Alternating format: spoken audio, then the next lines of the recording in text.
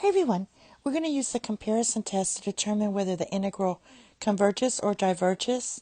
From negative infinity to infinity, we have dx divided by the square root of x to the fourth power plus 1. So what I'm going to choose to compare it to is, let's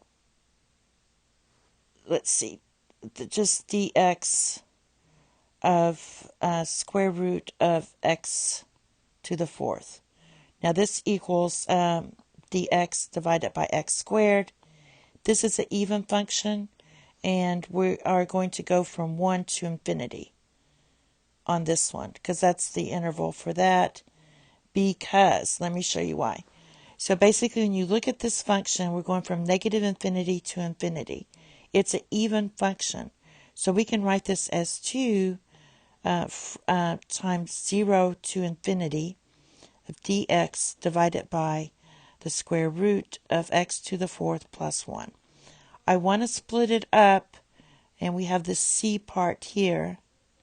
I want to split it up by 0 to 1, and then 1 to infinity. So we're going to split this up as equals 2 times the integral of 0 to 1 of dx divided by square root of x to the fourth power plus 1 plus 2 times the integral of 1 to infinity of dx divided by square root of x to the fourth plus 1. All right.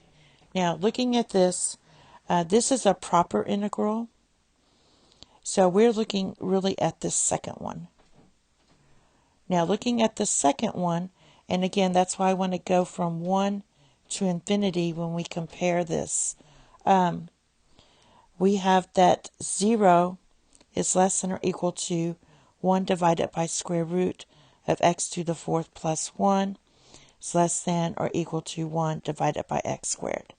And that's because my denominator is going to be larger than my numerator here. So since it's a fraction, that means this number is greater. All right, so what I want to determine is if this interval is convergent. All right, so I want this to be convergent, and I'm going to determine that. So let's look at that. We're going to take we're going from 1 to infinity, and we're going from 1 to infinity here, 1 divided by x squared dx. All right, so this can be written as the limit, because we're at this form, as b approaches infinity. I'm going to write this as x to the negative 2 power dx. So when you integrate this, you're going to get the limit as b approaches infinity, and this is going to be negative 1 divided by x. And we're evaluating this from 1 to b. I should have put this from here, 1 to b. I get to going too fast. So this is going to equal the limit as b approaches infinity. We're going to have negative 1 divided by b plus, because we have two negatives, 1. So this is going to go to 0, and this is going to be 1. So since we have a value here, this is convergent.